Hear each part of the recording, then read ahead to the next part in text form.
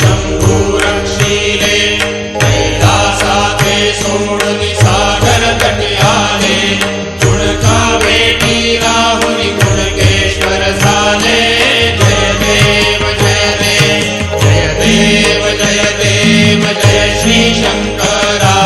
सागर तीर निवासी श्री कुणकेश्वरा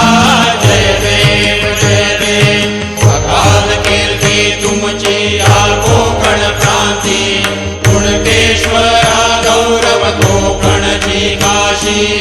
आखे सरशी पिनाक भक्ता पावसी प्रीती दिगंत तुमची वर्णावी